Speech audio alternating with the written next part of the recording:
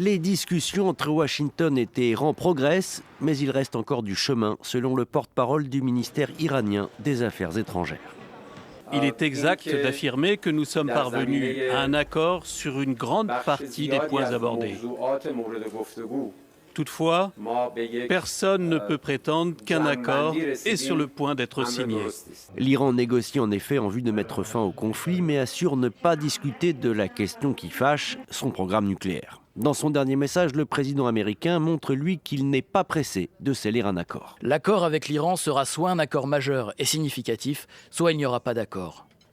Près de 7 semaines après l'annonce d'une trêve, des divergences demeurent à propos du programme nucléaire de la République islamique, de l'offensive israélienne au Liban contre le Hezbollah ou encore des demandes iraniennes de dégel de milliards de dollars d'avoirs. C'est sur la réouverture progressive du détroit d'Ormuz, principal levier de négociation de Téhéran, que les discussions avancent. La fermeture de cette artère vitale pour le commerce mondial a provoqué un choc énergétique qui a fait bondir le prix du carburant, y compris aux États-Unis, ce qui pèse sur la popularité du président américain avant les élections de mi-mandat au Congrès en novembre prochain. Téhéran nie exiger le paiement d'un péage, mais reconnaît percevoir des droits en échange de services de navigation ainsi que des mesures de protection de l'environnement. La nuance semble surtout sémantique. Encore un autre accord entre l'Iran et les États-Unis. On n'en finit pas avec les accords. Mais sauf que ces accords ne sont pas en train d'aboutir à quelque chose. Oui, nous aimerions tous qu'il y ait un accord. Mais ce que nous souhaitons, c'est que s'il devait y avoir un accord, que ce soit un accord vraiment sincère, un accord durable, un accord de sécurité à long terme. C'est ça qui doit être le point sur lequel l'Iran doit s'appesantir. Parce que je vois cette guerre États-Unis-Iran, je vois là une similarité avec la guerre que l'AES est en train de mener avec les bandits armés. Ici, au Mali, il y a eu tellement d'accords avec ces bandits armés.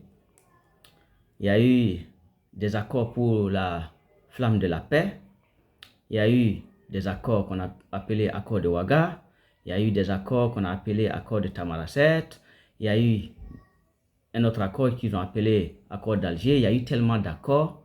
Mais le truc est que ces accords n'ont servi presque à rien parce que après chaque accord, ils ont fini par briser eux-mêmes les termes de l'accord et recommencer les hostilités. Vous voyez? Donc finalement, on se dit à quoi ont servi ces accords?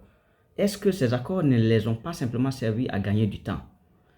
Donc, ce que je propose à l'Iran, c'est d'être très vigilant pour ne pas tomber dans le piège de Trump, pour ne pas aller signer un autre accord qui permet à Trump de gagner du temps pour revenir encore avec une autre guerre.